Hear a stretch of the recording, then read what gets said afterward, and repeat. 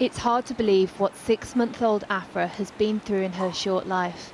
Her beaming smile belies the horror in which she came into this world. Found in the rubble of the earthquake that hit her home near Syria's border with Turkey, her umbilical cord was still attached to her mother's body. The day she was born is also the day her 4 siblings, Mum and Dad, were killed. But 6 months to the day later, baby Afra, named after her mum, has now been adopted by the man that rescued her, her uncle. She's considered as one of my children, and my kids like her a lot. And thank God she smiles a lot at everyone she meets. So many tragedies were required to create the conditions people in this area now face. The 12-year civil war, the rise of Islamic extremism, and the devastating earthquake that exacerbated the strain on hard lives already eked out in the ruins of a nation. On the day of the earthquake, we were in our tent. We were terrified. The kids started crying and screaming. For Rasha, there was no home left for the earthquake to destroy. Her fears were for her family. I was 5 months pregnant and I got scared that I would miscarry. My children still ask me, "Mama, will this happen again?" It's very difficult to deal with. Fear and terror are buried deep inside the children. More than 80% of the 4.6 million people living in northwest Syria are women and children. Many of them now live in camps like this one, where local charities funded by ActionAid do what they can to support those who had to give birth during the war or earthquake. When the earthquake happened, I was in the tent with my baby daughter who had a fever. I was very afraid. I was scared that something would happen to her. Here there's no hospital nearby except this one, and there's no pharmacy near us. This hospital serves 58 displacement camps, home to around 85,000 people. Doctors here were already working in difficult conditions before the earthquake. Now they're seeing trauma upon trauma, and illnesses easily spread in the canvas jungle they now call home. The diseases that I saw most after the earthquake are mental illnesses. For example, the children are afraid of any aftershock. Currently, the biggest danger to children's health after the earthquake is the spread of infectious diseases like measles and smallpox. Diseases such as lice and scabies that currently spread as a result of the increase in the number of people in the camps. 6 months on from the deadly earthquake, and what was a very difficult situation in northwest Syria has got no easier. A scarcity of medical staff is exacerbating a healthcare crisis, no longer in the making, but now fully underway. That report from Anya Pop. Well, earlier I spoke to Fawad Syed Issa. He's the founder of the Syrian refugee-led humanitarian group Violet Organisation. He was in Turkey when the earthquake struck and lost his own young son. I started by asking him what the situation in Syria was like now.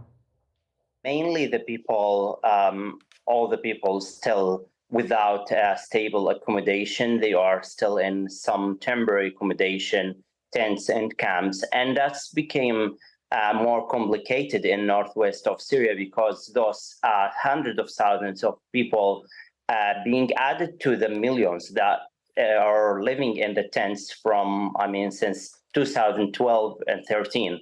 Exactly on that point, it was a devastating earthquake for both Turkey and Syria, but for Syria, of course, it came on the back of a devastating war, years and years of suffering now compounded by the earthquake. What are the critical needs still outstanding? Mainly the accommodation, because all the people are still waiting for building houses or rebuilding their houses.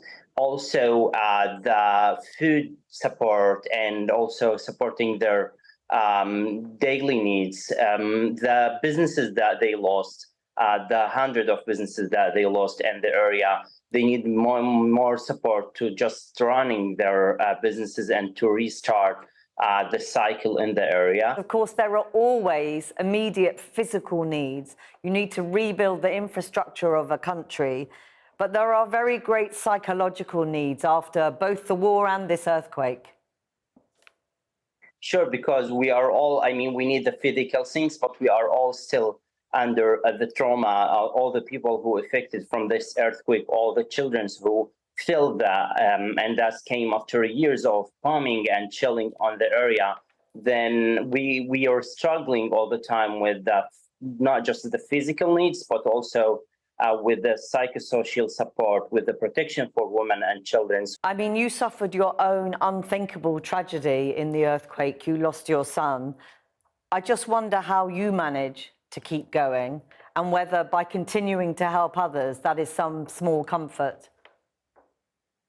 Yeah, I think from just the moment that I found my son under rubble, we decided to leave his body and to just move to find the other neighbors and the other people in the same building, our family member, because in the first 3 days in Turkey, we find ourselves alone without any help, without any first aiders, without any emergency teams, any equipments. We were just trying in our hands to help the people from under rubbles and to give them the first aid that we know, to use our cars just to transport them to the hospitals.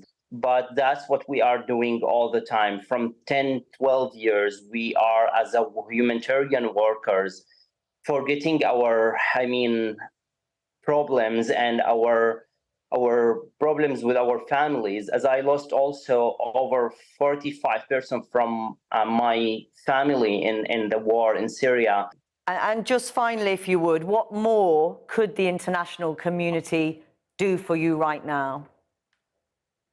Mainly, they just need to see that it's like not just 6 months and everything maybe in a peace or better now.